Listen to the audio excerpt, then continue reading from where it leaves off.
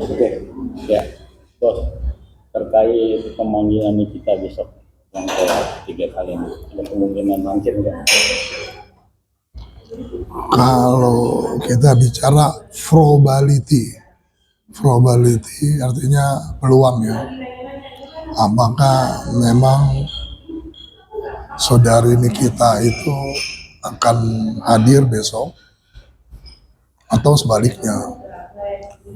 Dan bila mana saudari Nikita hadir, apakah saudari Nikita itu ditahan? Ini kan informasi yang beredar dalam konteks kekinian sekarang ini. Pertama, kalau saya katakan,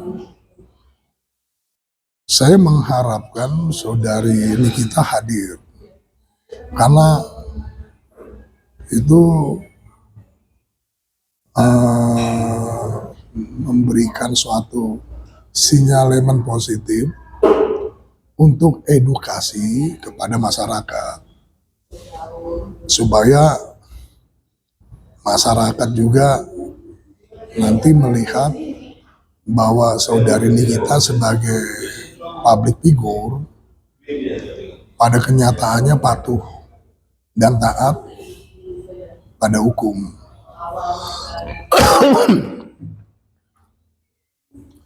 Dan itu juga membuktikan bahwa hukum eksistensinya itu tidak memandang atau tidak melihat siapapun orangnya, baik itu adalah pedagang bakso, baik itu adalah supir mikrolet, baik itu adalah pejabat, atau mungkin public figure lainnya.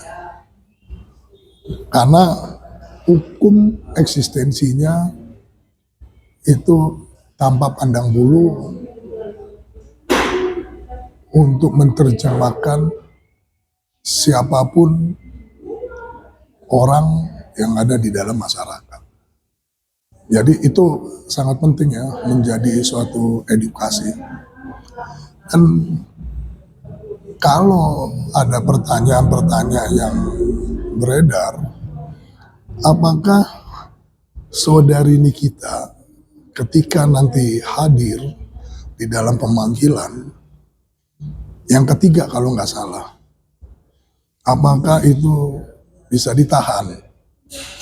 Kalau saya sebagai pakar hukum, saya menilai kalau itu memang terjadi penahanan terhadap saudari Nikita, menurut saya terlalu prematur, terlalu dini. Karena beberapa waktu lalu saya sudah menjelaskan secara ringkas pasal-pasal yang terkait yang disangkakan kepada saudari Nikita, itu kenyataannya menimbulkan dialektika hukum, ya kan? Jadi saya harap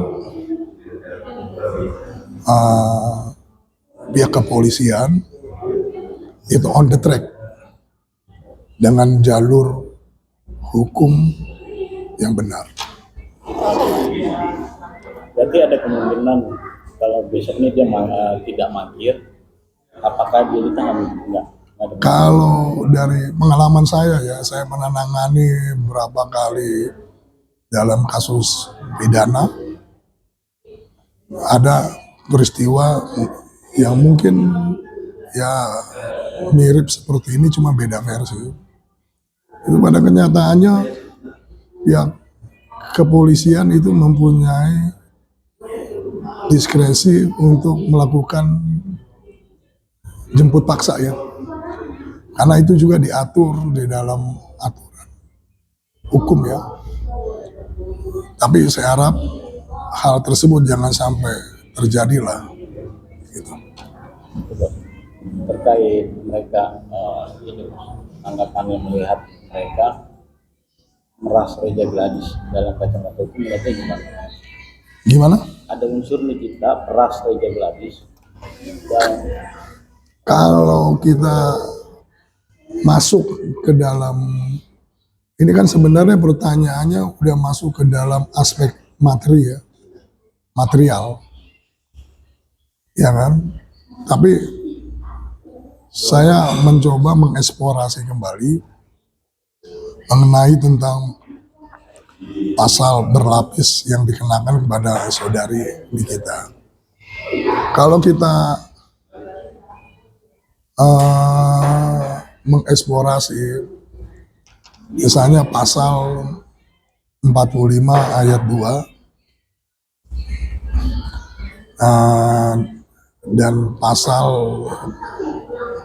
27 ayat 2, pasal 27B ayat 2 dan pasal 45 ayat 10. Itu kalau ringkasnya itu di dalam pasal tersebut itu dijelaskan setiap orang bertindak dengan, artinya gini, setiap orang dengan sengaja dan tanpa hak menyebarkan informasi elektronik dengan ancaman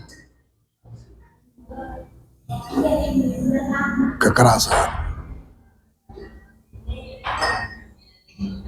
Ancaman yang dimaksud di dalam pasal 27B ayat 2 di dalam undang-undang ITE tersebut, yang disebut dengan ancaman kekerasan itu adalah ancaman yang menyerang kehormatan atau nama baik orang lain. Tujuannya di dalam pasal tersebut itu untuk mendapatkan benefit, keuntungan pribadi atau orang lain dengan secara melawan hukum. Nah itu kalau kita mencoba menjelaskan secara ringkas tentang maksud dari pasal 27B ayat 2 Undang-Undang ITE. Dan pasal 45 itu cuma hanya menjelaskan tentang eksistensi pelaku yang melanggar pasal 27B ayat 2. Jadi menjelaskan eksistensi pelaku itu imperatifnya apa, sanksinya apa. Emang pasal 27B ayat 2 dan pasal 45 ayat 10 itu emang sanksi hukumannya itu 6 tahun. Ya kan, ya lumayan bisa dikatakan di atas 5 tahun lah. Nah, ini sebelum saya menjawab mengenai tentang apakah saudari Nikita melakukan pemerasan, tapi saya kan juga harus mengeksplorasi dulu mengenai pasal tersebut. Nah, di dalam pasal 368 KUHP itu sebenarnya ringkasan pemaknaannya yaitu barang siapa dengan maksud, ya kan, untuk secara melawan hukum, ya kan, memaksa orang dengan kekerasan atau ancaman. Jadi memaksa orang dengan kekerasan atau ancaman, ya supaya nanti orang tersebut memberikan sesuatu barang yang dimana barang itu adalah kepunyaan dari orang itu atau orang lain. Intinya demikian. Nah, tapi oke, mungkin saya akan tunda dulu untuk mengupas mengenai pasal tersebut. Nanti saya akan analisis. Nah, begitu juga di dalam pasal mengenai yang dipersangkakan kepada saudari Nikita, yaitu pasal 4 dan pasal 5 Undang-Undang nomor 10 tahun Undang-Undang nomor 8 tahun 2010 tentang Undang-Undang Tindak Pidana Pencucian Uang. Di situ menjelaskan secara ringkas bahwa pasal 4 itu untuk menunjukkan mens rea terhadap barang yang disimpan atau disamarkan dari hasil kejahatan. Nah, berikutnya di dalam pasal 5 itu menunjukkan unsur-unsur barang yang disimpan atau yang disamarkan itu apakah di situ dibuktikan dengan keikutsertaan atau keterlibatan pihak lain, yang dimana pihak lain itu memfasilitasi untuk terbentuknya suatu perbuatan. Kalau dalam istilah hukum pidana itu aktorius, jadi memfasilitasi pihak lain itu, ya kan? Nah, oke. Pertanyaannya, kenapa bisa dikatakan 3 pasal itu bisa terkonstruksi yang namanya dialektika hukum, ya kan? Ya tentu alasannya secara fundamental karena di dalam pasal 368 itu syaratnya atau bisa dikatakan faktor determinan. Faktor determinannya itu bahwa pelaku dengan korban itu sudah melewati yang namanya transaksi. Gitu loh. Transaksi dalam pengertian, bukan transaksi, sudah melewati interaksi. Ya kan? Sudah melewati interaksi. Artinya sudah saling berhubungan secara sosial. Ya kan?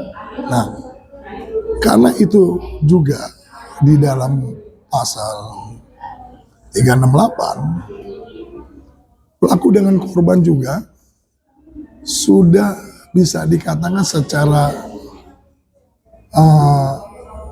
pribadi dengan pribadi yang lain itu udah terjadi secara komunikatif. Artinya sudah ada transaksi komunikasi, gitu loh. Nah, faktor determinan ini tidak terlihat karena Nikita Mirjani di dalam alibi secara verbal, secara lisan mengatakan saya tidak kenal dengan saudari Dokter Reja Gladys. Saya juga tidak pernah ketemu, ya kan? Nah, pertanyaan saya kembali, apakah secara rasionalitas hukum pasal 368 itu bisa gak dipersangkakan kepada saudari Nikita? Ini kan menjadi dialektis. Itu yang saya katakan. Nah, lalu bagaimana problem solvingnya? Seharusnya pihak kepolisian itu mempersangkakan kepada saudari Nikita itu dengan pasal 369. Karena pasal 369 secara ringkas ya, barang siapa dengan maksud untuk secara melawan hukum memaksa orang dengan ancaman pencemaran nama baik atau pencemaran nama baik secara tertulis atau akan membuka suatu rahasia dengan tentunya supaya pihak korban memberikan sesuatu barang. Paham gak maksudnya? Yang dimana barang tersebut adalah kepunyaan orang itu atau orang lain dan sebagainya lah. Intinya kayak begitu. Jadi sangat make sense kalau pasal 369 itu dipersandingkan dengan pasal 27B ayat 2 dan pasal 45 ayat 10 Undang-Undang ITE. Karena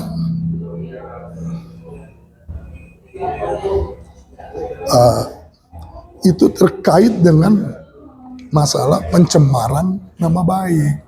Jadi kalau untuk pemerasannya, itu pemerasan yang bisa diartikan ancaman pemerasan pencemaran nama baik. Gitu loh, bukan yang didefinisikan bahwa kekerasan itu kekerasan secara lahiriah, paham nggak? Kekerasan secara konkret, paham nggak? Kita kan tahu kalau kekerasan secara konkret, misalnya Anda punya barang, Anda saya ambil, saya paksa, itu kan dengan melalui ada tematik kekerasan, paham nggak maksudnya? Nah itu nggak demikian. Nah oke, berikutnya pasal 3 dan pasal 4 Undang-Undang nomor 8 tahun 2010 tentang Undang-Undang Tindak Pidana Pencucian Uang. Itu juga faktor determinasinya bahwa pelaku dengan korban itu sudah melewati yang namanya interaksi, gitu loh. Dan juga di situ ada yang secara baik pelaku maupun korban itu sudah terjalin yang namanya secara komunikatif. Jadi pasal tersebut kalau dipersandingkan dengan pasal 368 itu tidak mempunyai korelasi, sangat jauh korelasinya. Tapi kalau dikenakan pasal 369 itu mempunyai korelasi dan rasionalitas hukumnya masih bisa dipahami bahwa pasal tersebut dengan pasal berikutnya itu terjalin suatu peristiwa yang menyambung gitu. Itu masalahnya. Nah, dengan adanya pasal berlapis yang dikenakan kepada saudari Nikita Mirzani itu juga mempunyai potensial juga kalau secara positifnya saudari Nikita Mirzani bisa lepas dari segala persangkaan. Karena persangkaannya kenyataannya tidak sesuai dengan fakta di lapangan gitu loh, peristiwa pidananya. Karena kita tahu orang untuk dimintai pertanggungjawaban secara pidana mens rea dengan aktorius itu harus dibuktikan secara bersamaan. Di sini tidak terlihat. Kalau saya menganalisa belum terlihat lah. Jadi saya nggak masuk ke dalam materi, saya masuk dalam aspek konstruksi filsafat hukum maupun hukum pidana, gitu loh. Oke. Berarti yang bos lihat dugaannya dari sisi bos pandangan berarti sangat prematur. Jadi kalau besok misalnya saudari Nikita Mirzani ditahan, dalam kacamata hukum saya itu adalah prematur. Karena pasal-pasal yang tadi saya jelaskan, ya, pasal per pasal, itu menimbulkan dialektika hukum. Belum tuntas. Gitu loh. Dan kalau orang mengatakan, oke, pasal itu dibuktikan aja di pengadilan. Nggak bisa juga begitu. Karena di ruang kepolisian, keadilan sejati pun ada di situ. Jadi keadilan sejati nggak harus ada di ruang pengadilan. Paham nggak maksudnya? Kalau memang pada kenyataan itu ada suatu kesalahan, dengan konsekuensinya pihak kepolisian juga harus memperbaiki. Ya kan? Gitu loh. Jadi bukan akhir dari segalanya bahwa pengadilanlah yang akan mengkoreksi. Kalau pengadilan akan mengkoreksi dengan ada pasal yang pasal berlapis ya, yang menimbulkan dialektika hukum bisa memunculkan peradilan sesat di pengadilan. Paham nggak maksudnya? Jadi hakim itu bisa menerjemahkan hukum dengan cara kacamata yang salah. Paham nggak maksudnya? Jadi kata kuncinya itu sebenarnya di pihak kepolisian dulu. Harus kita benarkan dulu konstruksi hukumnya. Biar nanti dibawa ke pengadilan, itu pengadilan itu nanti mengadili itu secara profesional dan adil gitu loh. Kalau dalam filsafat hukumnya sama. Kalau kita bicara yang dituduhkan kepada saudari Nikita, ya kan, bahwa saudari Nikita itu melakukan pemerasan. Kalau diminta saya untuk mencoba membangun suatu perspektif dalam filsafat hukum, kalau di dalam filsafat hukum mengatakan bahwa suatu perbuatan kejahatan yang dilakukan oleh pelaku itu harus sebanding dengan kejahatan yang dia lakukan.